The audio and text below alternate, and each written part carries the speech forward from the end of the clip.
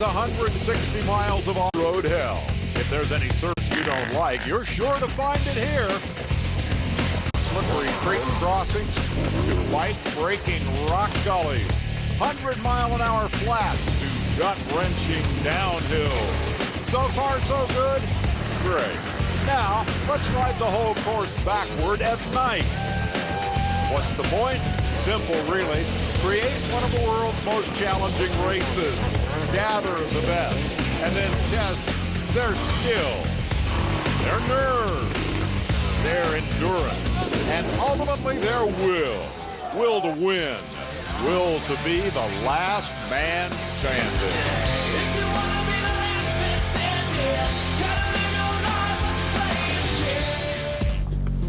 88 very special riders arrive at Red River Motorcycle Park on the Texas-Oklahoma border. This is invitation only, and the invitations have gone out to the best in the business. That guy, Mike Lafferty. He's won the AMA National Enduro Championship 7 times. Jimmy Lewis, past winner of the Baja 1000, finished Paris-Dakar on the podium. Guy Cooper, factory motocrosser, turned off-road threat. And there's Jeff Fredette, gold medalist at the ISDE 8 times. It's an international field. From the Isle of Man, David Knight, reigning world enduro champion. Going head-to-head with the big dogs, a talented field of amateurs inspired in part by the level playing field. No practice, no qualifying. Riders allowed to walk only the first mile of the course, looking for the secret to the bomb run start. You'll be a lot better coming off this center hill here than you would going around. Right, because see, there's that rock right there that you'd come to the side of it. So you could come right down through there, and you've got a clean shot instead of going around. We're all just trying to, where there being no set trail, we're all trying to figure out which way to go. We all got to end up at the same spot. Survive that flat-out first mile, and then what? I don't really know what to expect. I've heard there's a bunch of rocks. I've seen the videos on the website. It looks pretty fun. They say there's supposed to be some gnarly stuff out there. I'm just trying to expect the worst, I guess. I've rode Hell's Gate in Italy, Erzberg in Austria. So hopefully if it's like them, it's going to be really, really tough. So yeah, these guys can expect a bit of a nightmare maybe. The one thing I've learned by coming to these races is you don't know what to expect. I mean, that's how you be prepared. Don't know what to expect. Oh, it's going to be real tough getting behind riders in this type of situation because the trees are tight, can't pass really. And like I said before, it's totally different from where I'm riding, where you go off the trail a little bit and pass. That's why I'm down here. They said this was going to be gnarly and tough, and I don't know if I'm so tough anymore, but I'm gnarly. Arr.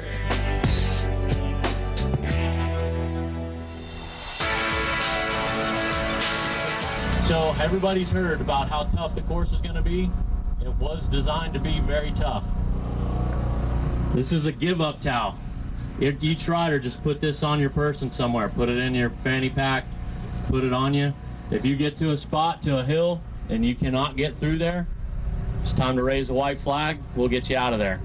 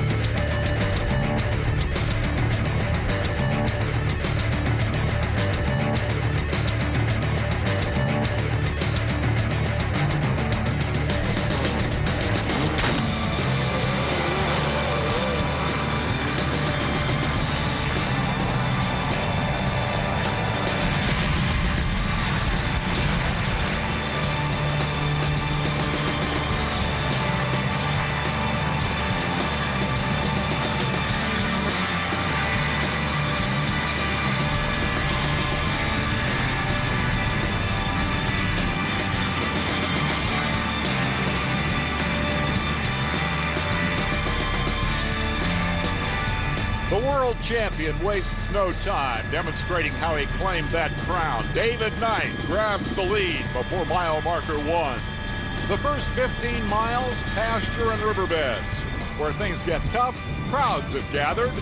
When we come back, the first major test of skill and nerve in the inaugural running of Red Bull's Last Man Standing.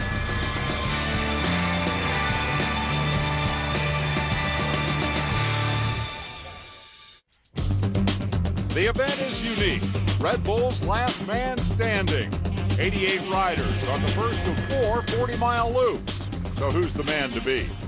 I would say for sure it would be David Knight, just because he's actually a specialist in this kind of race, and he's quite a bit stronger than anybody over in Europe right now. And then, of course, the Americans don't have a whole lot of experience with this stuff. So I'd say he's an odds-on favorite. But then again, he's never been here, ridden here. He's probably not riding his, personal bike. So then, you're going to have guys like Lafferty who can probably, do everything he can do. It's just a matter of who's the strongest.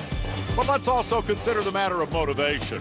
Here's New Jersey's Lafferty, the perennial American champion, into an early second place with an opportunity to upstage his KTM teammate Knight, the world champion.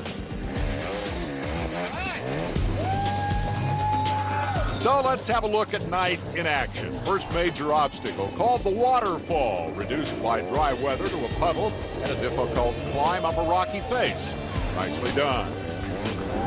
In hot pursuit, Lafferty manages the climb with a bit less foot dabbing. Unfortunately, that little detour at the top takes back any time he might have gained. And now the Joshua Tree Hill climb. Near the top, Knight is off and pushing, but clearing this crest is cause for celebration. Others find little to cheer about. Yes, the course is really rough. It's really taking a toll on my bike. Broke my brake pedal. Had some other problems with my chain getting real tight on me. It's just, it's pretty nasty out there. Back at the waterfall, there is simply no justice. Guy Cooper threw cleanly, but watch David Camo get hung up on the rock ledge. A tiny bump from Danny Morrison not only saves Camo's tail, but actually gets him going again. While poor Morrison's inadvertent good deed goes seriously unrewarded, he finds himself headed in exactly the wrong direction. Just give me a minute here, guys. I'll get this sorted out. Well, fat chance. Adding insult to injury, Nathan Canny and Justin Williamson jump in front of Morrison, with Canny taking a rather unorthodox line. Do you think he did that on purpose? In any case, it's monkey see, monkey do from there. And the upshot of Morrison's little ordeal, he loses 2 spots, while Camo, who started this traffic jam, is long gone. Like I said, no justice. Now let's take a moment to demonstrate the benefit of perseverance. Jason Greer en route to a top 20 on lap 1.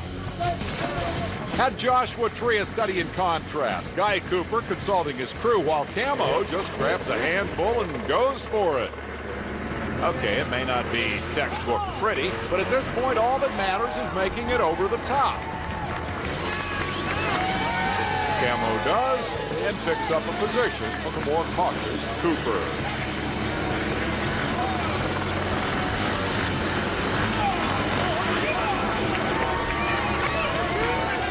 For our friend Danny Morrison, the waterfall misadventure is a fading memory. But there is every indication that this may be a very long day.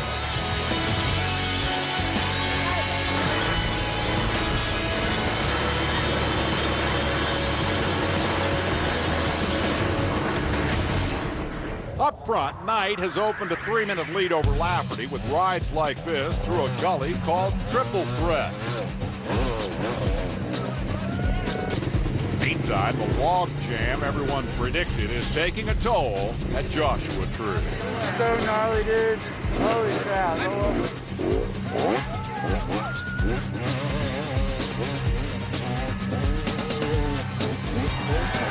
Hey, with only 4 guys stuck up there, let's make it fun. Take a moment to thank the friendly and efficient volunteer staff who kept you from tumbling all the way back to the bottom. Knight now, making the daring dive into what is known as Texas Stadium. The beauty of little things. Watch his quick left-hand wave to acknowledge the cheers of the crowd. For Lafferty, the challenge is clear. The American champion needs to close the gap, apply a little pressure to the world champion, who hasn't seen much of that this year. Knight clinched his 05 world crown with one race left and became the first Brit to claim overall victory in the ISDE. Will he now be the last man standing? Clearly, Lafferty is feeling a bit of pressure.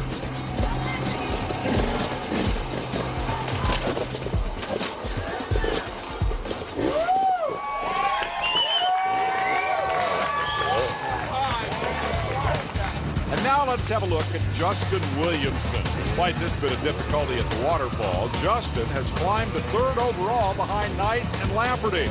One of the rising stars on the AMA Grand National Cross Country Tour, this Yamaha-mounted Florida teenager has become the most serious threat to the KTMs up front. Not to mention the occasional course marshal. The end of lap 1, 40 miles down, the world champion in full control. Water? How you feeling? How you feeling? Yeah, okay, just thirsty. Yeah, you clean. How's the bike? Everything good? Hey, nobody's running your pace out there. What you're doing now is perfect. Well, in reality, Lafferty is holding his own. The interval steady at 3 minutes. But Knight has heard what he wants to hear. Keep doing what you're doing. The race is yours to lose. A competitor since age 4, the 27-year-old Knight has a wealth of experience on which to draw. But there has never been an event quite like this before, a daylight into darkness marathon to decide the last man standing. In only the first of 4 laps, more than half the field has been eliminated. We'll get back to the action right after this.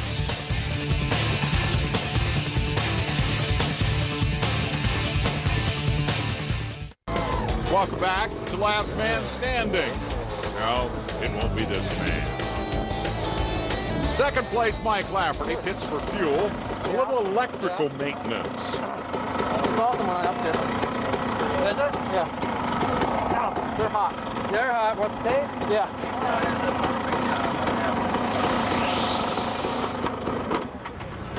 If you wouldn't rip that stuff off, it wouldn't be near so dramatic when you touch it. You just see when I ride it though, when I hit the handlebars. Makes a hell of an arc, I bet. Yeah, but You'll be fine. this bike is so cool. Does it work good in the upshift? Working lap 2, Knight demonstrates one of the keys to an event like this. When something goes a little bit wrong, don't make it worse. Don't waste a lot of energy trying to get it right.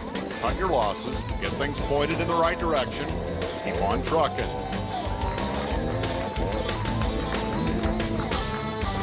The key to this deal is the format. Make it to halfway within an hour of the leader, and it's a brand new race. Now I'm just taking my time. This morning thing's only a trail ride, really. All you have to do is get to the night, and then we can start racing. So I just don't want to get an hour behind the leaders. I'm just kind of pacing myself off that. I got a really good start this morning. Everything's going according to plan. So it's a lot easier than I thought. It's just longer than I thought. Indeed, fall an hour behind and you're out. That happens minute by painful minutes.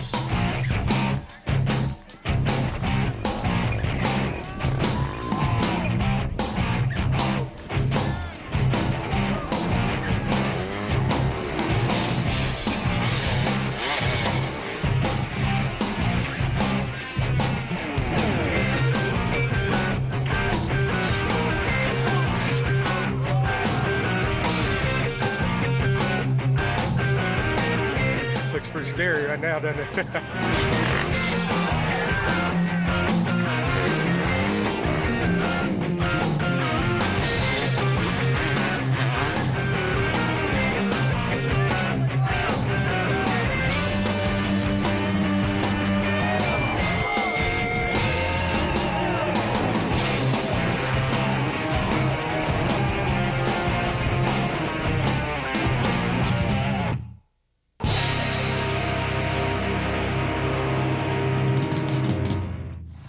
Oklahoma's Guy Cooper, a local favorite. Never met a motorcycle race he didn't like. He's battling moments like this one in a diligent effort to stay in the top 10. 15 years removed from his National Motocross Championship, Coop has never lost his passion for competition, racing everything from this kick-butt KTM thumper to outrageous pit fights and always drawing a cheer.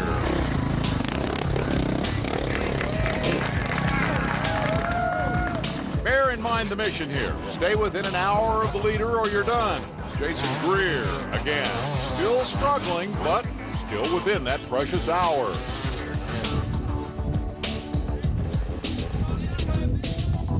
Though the race lasts for hours, progress is made in fits and starts.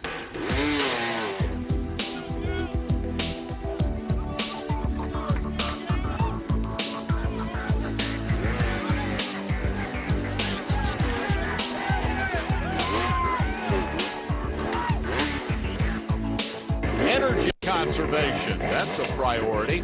Let the bike do the work. Emphasize skill, not muscle. But fatigue is now the enemy.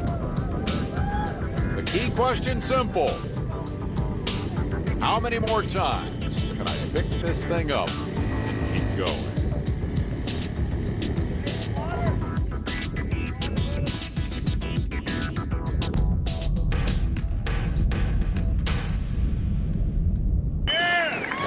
Surrender of lesser men only amplifies this performance. It's frustrating, don't you think, watching David Knight make it look so damned easy. Amazing watching these guys go through some of this stuff. I can't imagine how they're doing it, how they're staying on the bikes, and watching, you know, the top 2 or 3 guys struggling with this first hill. It's just amazing that, you know, even the top guys in the country are having difficulty with some of this stuff. So, and you know, David Knight went through it just smooth as could be, and everybody else has struggled, you know, no matter how good they are. So it's great to watch. I wouldn't want to be out there.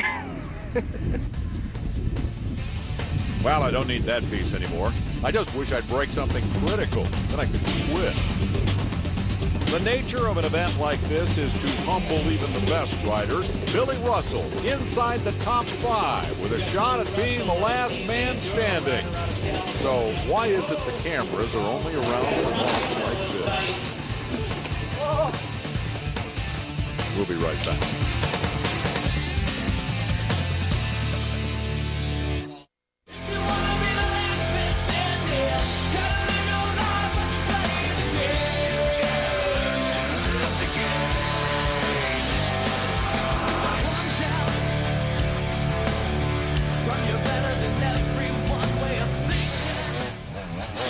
In this unique 2-wheel torture test, just 25 riders make the halfway cut, but only if they are also within an hour of the race leader. A scant handful cling to any realistic hope to be the last man standing. Texan Caleb Ramsey's chances hang by a thread. He's in 17th place. Make that 18th as Floridian Mike Phillips takes the spot on this slippery uphill. But every inch of ground gained, every position earned is so easily lost. Phillips at triple threat. Thus the toll on man and machine continues to mount. It's a tough choice, really. Who gets the water?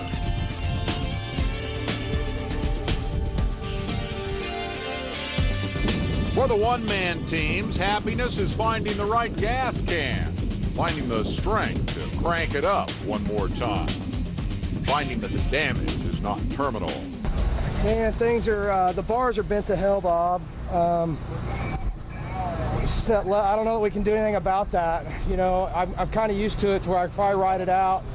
Everything's tight. Let's make sure the bark busters aren't going to come off. It's pretty good. That front tire has a lot of air in it. In the combat zone, meanwhile, the fighting for position often close quarter.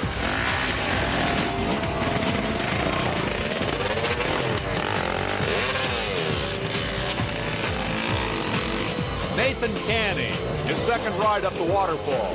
Smooth, fast. He's a solid 5th. Jimmy Lewis, 7th. Remember his words? Just a morning trail run. The real racing comes later. Tell that to this guy.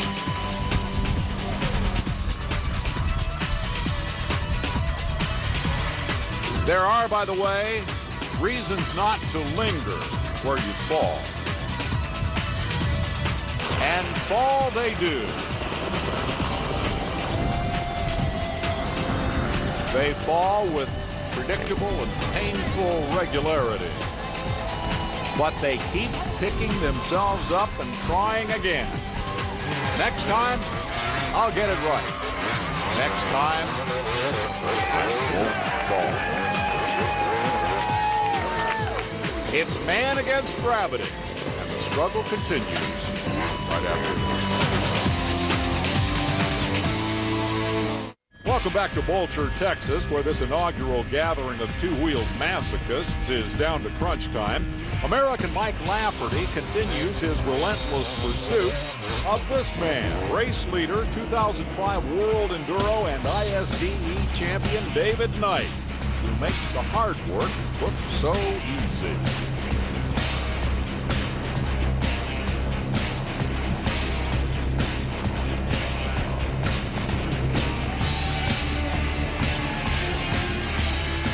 In contrast, Brian Vaughn tries desperately to hold on to 25th place, last possible qualifying spot for the two-lap night race, and he could not afford that. It takes a special kind of willpower to keep getting up. If you don't finish lap 2 within an hour of the leader, you're out of the race. But to finish lap 2 at all is an accomplishment. I wanted to quit so bad, man. I was thinking so bad about throwing that white towel in. I was beat, man. That's it. Loads in the tube. That's it. I'm done. Doesn't it hurt? Yeah, it does. Pretty tough out there? Yeah, it's pretty tough. I had smashed a radiator in the first round and had to run back to the pit and change it out, so I lost probably about 15, 20 positions there. It was a 10 on a 10 scale. It was the hardest track I've ever ridden. I've been riding for 20 years and pretty much all over, everywhere. And it was the hardest track I've ever rode. It was awesome, though. It's a great learning experience. For Lafferty, meanwhile, the game has changed. There's no chance to catch Knight, to challenge him, perhaps pass him, serve him notice that he has a fight on his hands. The key now is to avoid mistakes.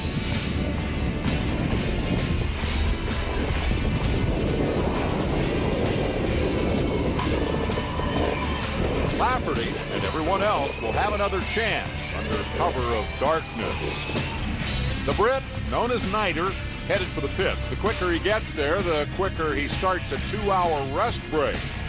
Back at Texas Stadium, 4th and 5th place, right together. 4th belongs to David Camo. Remember him, the guy who got that helpful little assist earlier at the waterfall? Time lost now is of no consequence. The handful who make it to halfway will start the night race dead even.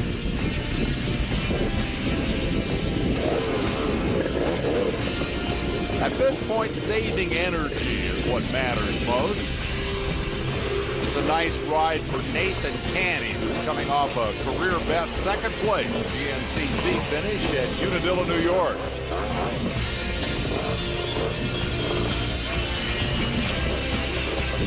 Remember that hard fall that Billy Russell took his first trip through Texas Stadium? Well, let's replace that with a better memory and note that Billy is safely qualified for the 2 nighttime laps and a chance to be the last man standing. So, what does the world champ and race leader think of his visit to Texas so far? It's not so hard as them, but, 2 laps of that then was real long.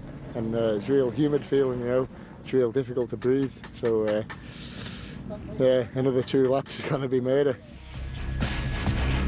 And his challenger, Lafferty, sums it up this way. Wow. It's pretty cool, though. It's just, I haven't raced yet. It seems like I got off to a half-decent, not a real good start. I got kind of hung up on the first little bomb thing, and then I got into some briars and got my kill switch taken off there. And that stopped the bike pretty good, and I figured that out. And once I got that put back together, and then I had a race to the front, wasn't sure exactly where I was. And then once I knew I was in second, I just kind of cruised, and I haven't done anything since. I just kind of been plugging along and staying out of trouble, trying to just conserve my energy and just kind of plug along. So it's kind of a hard thing just to sit back and not race yet. The Florida teenager, Justin Williamson, echoes that strategy. The first 2 laps definitely are a little more laid back. We're just trying to survive out there. It's not going to be like, 10 hours of racing out there.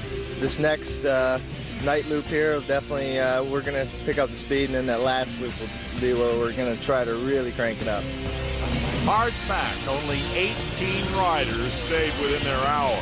What if no one is left standing? The word that I got was that the course is just so long and so brutal that it just wears on them, and they're physically getting beat, and that 2 more laps, they didn't know if anybody would finish 2 more complete laps. We'll be back to see what awaits these 18 survivors.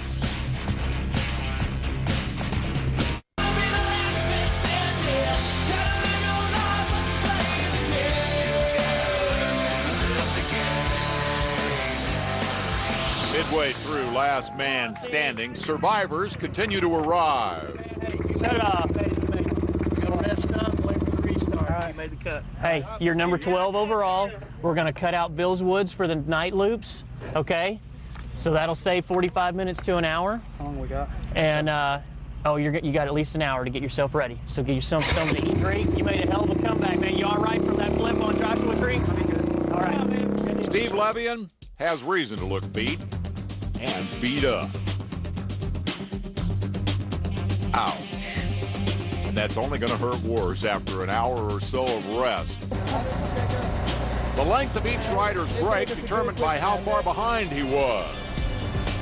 Individual priorities during the downtime vary somewhat, but physical needs come second to those of the bikes, all of which now get a set of lights, not your off-road norm.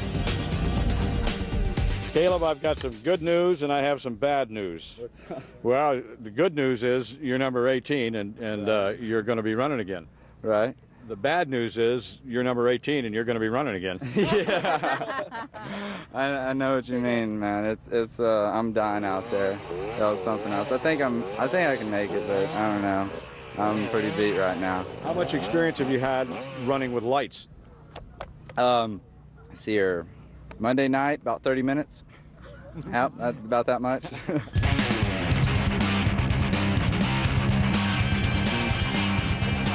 As the Texas sun sets, this unusual competition takes on a whole new dimension. It's now an 18-rider night race. Note the different choices in helmet lighting, from fairly elaborate to none at all. Having passed the brutal 80-mile preliminary test, one of these will be the last man standing. And the rules of the game have changed. We've shortened down the third and the fourth lap for you. What you're going to do down here at the bottom of the creek, just like you did this morning, where you turned right and went up to the bomb area, it's marked. There's people standing there. You're going to turn left, pick up the night arrows. Night arrows are black backgrounds with white arrows on them. In this last moment of pre-race calm, there is a certain camaraderie, a feeling of shared accomplishment. But once those engines start, it will be dog eat dog.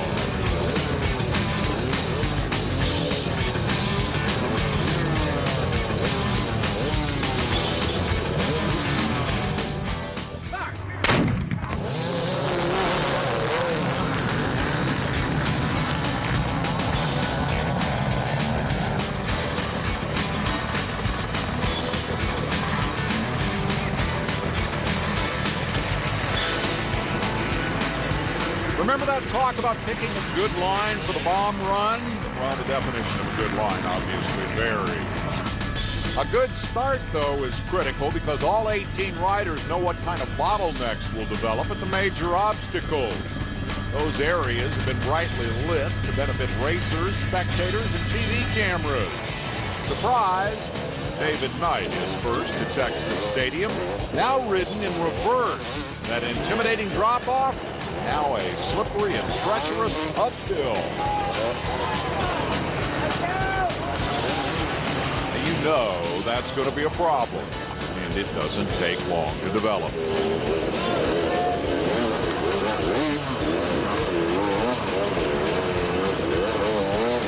That's magazine writer and Paris-Dakar veteran Jimmy Lewis, well and truly past the morning trail ride portion of the event.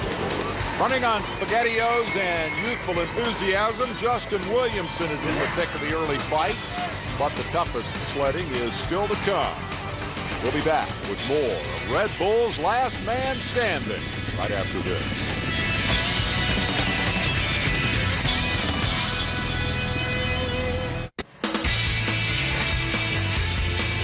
Welcome back to Last Man Standing. There's a particularly devilish section of the Red River Motorcycle Park course. It's called Boulder Hill for the obvious reason. Note that ridden in reverse, it is a downhill, and based on what we're seeing in nearby Texas Stadium, that's probably a good thing. Watch the orange t-shirt, guys, coming down the hill to help. Big guy on the right. Okay, he helps a little. And here's the thanks he gets. Now, there is a certain etiquette here. Guy Cooper is willing to wait for Ryan Dudek until Dudek does that. Now, it's time for Cooper to go. But when he can't find any traction, he and Dudek are both upstaged by the late arriving Nathan Canny. Pardon me, boys, coming through here. And Canny picks up 2 spots in the process. On to triple threat. In the course change, this obstacle was not reversed, and David Knight, day or night, is up on the pegs and making it look easy. A couple of quick dabs, and he's on his way.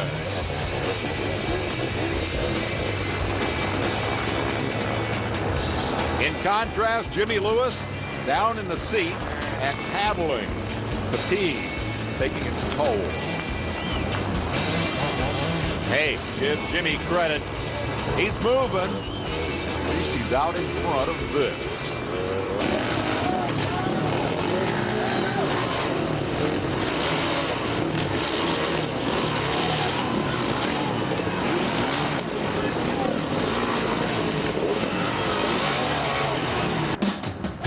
So, what's become of Lafferty? Well, he's third in this little group after a bad start. That's Billy Russell in front, making it through triple threat cleanly. David Camo, not so fortunate. And Lafferty will pick up a spot the hard way.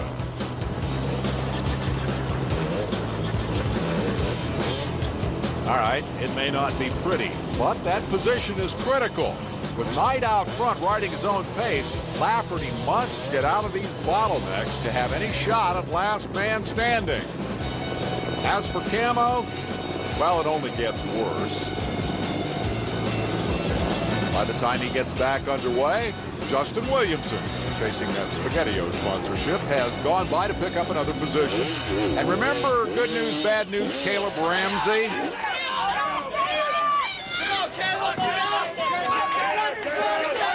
Can you tell that Caleb's local? From Weatherford, Texas. Brought the whole fan club.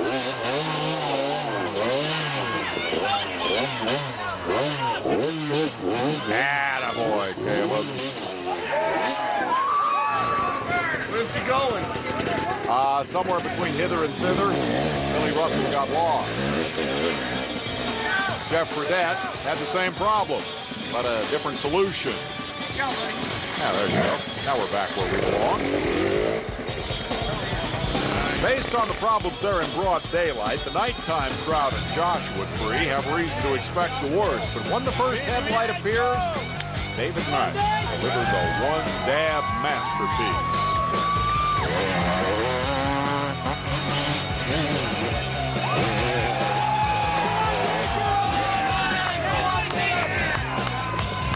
Oh, nice. Next to appear, it's Lafferty. He's made his way to second spot. The opportunity there to gain ground on the leader.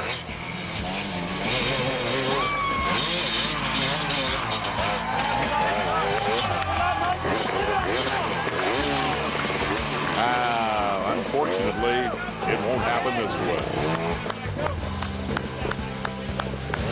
Behind, the night grows even longer for Fredette. But hey, when you've been winning ISDE medals for a quarter century, what more do you have to prove?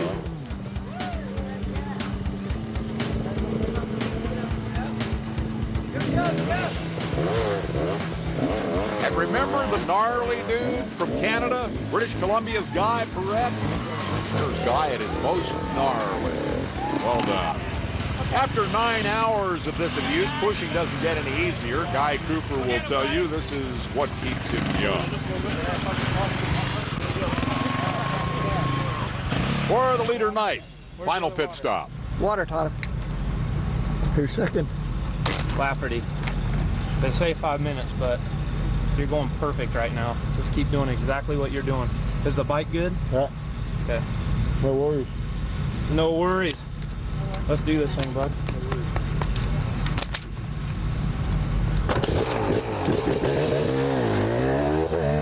For some guys, it just seems to come so easy. For others, it is so very, very hard.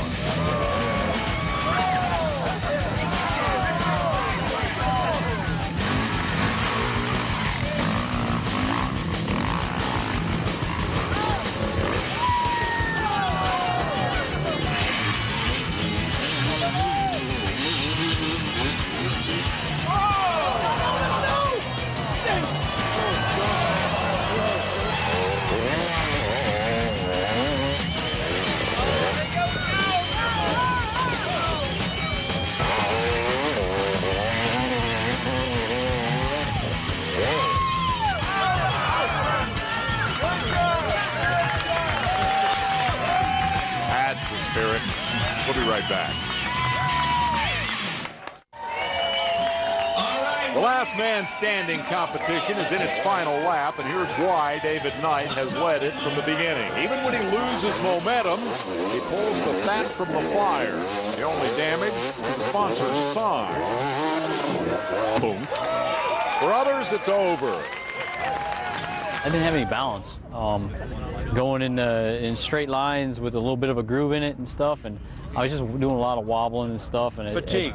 Fatigue. Yeah. That's a good word. Yeah. No, it was a good, tough race, you know, and it's just too tough for me.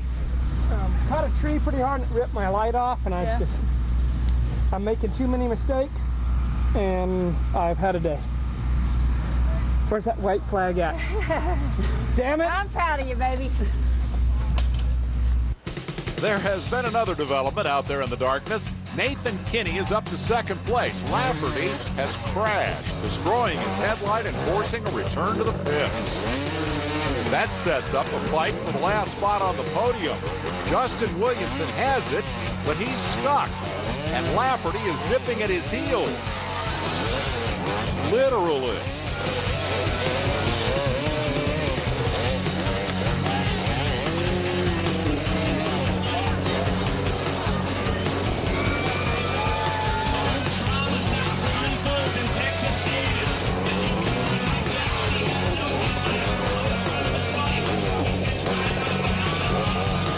Unfortunately for Mike, his exit from the stadium is no more expeditious than was Williamson's, and so they'll continue their fight somewhere out there in the darkness. Up Joshua Tree for the final time, the day-long leader Knight again dazzles the fans.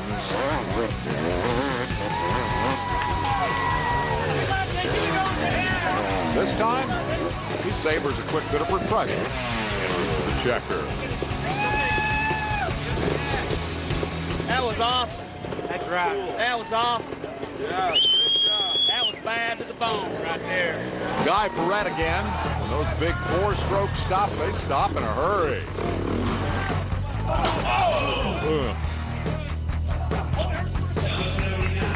Fortunately, Guy didn't get his leg between the rock and the big four-stroke. He presses on to 13th place. Here's a classic late race situation. Starting up triple threat, Steve Nicholas in back can see his opponent stalled. If I can see him, I can catch him. But that means a little too much throttle, and Nicholas winds up 16th. But the point is, you never stop trying to make that pass. For Nathan Canny in second place, this is potentially the ride of his career. Broken hand and a team change marred the early part of this season, but Nathan has hit his stride lately. Now he's trying desperately to keep this guy, Mike Lafferty, behind him. Mike gains a bunch of ground here. The clock is winding down in a hurry.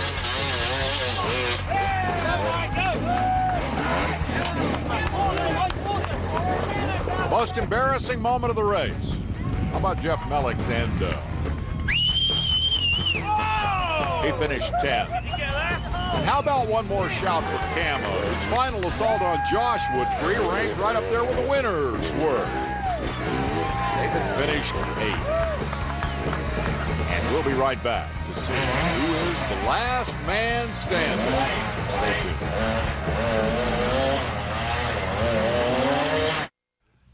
Sometimes it's just your day or your night. That bright moon proved to be very beneficial to the last man standing. As David Knight headed for the finish line, he has a helmet light, but his headlight has given up the ghost. All right. Good job, buddy. My light just got off there, like 200 meters ago. Hey. It seems entirely fitting that the world's most accomplished enduro rider this year should claim this inaugural trophy. Let's hear from him. Congratulations, David, all the way from the Isle of Man to become the last man standing in the U.S. Now, there must be a message there.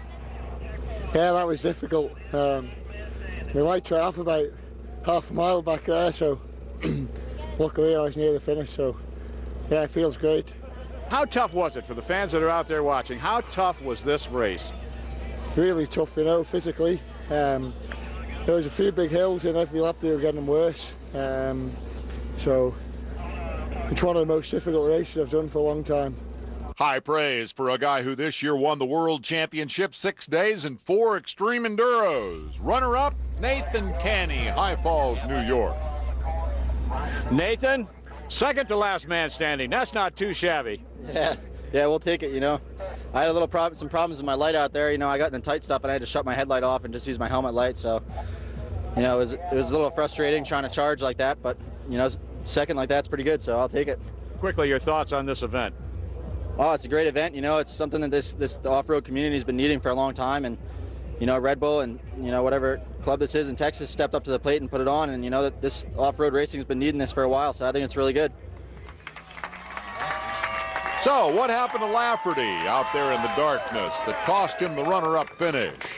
I just went out. I wasn't a couple miles off the start there, and I took my hand off to get something to drink. I just put the straw in my mouth. As soon as I took my hand off, I must have hit a hole, and next thing I know, I was swapping, and the thing fell down. I went back, found my bike, and the light was all jacked up and stuff, and I didn't know exactly what was going on, and even my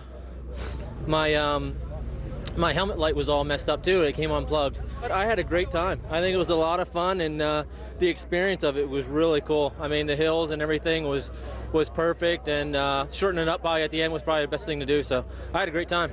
And so the inauguration of this unusual competition goes into the books as a great success. Red River Motorcycle Trails threw a formidable challenge at an outstanding field of international off-road stars. They brought their skill, nerve, endurance, and will. But for most, the challenge was simply too difficult. Only 16 of 88 riders made it to the finish. That is a powerful tribute to Britain's David Knight. He is the last man standing.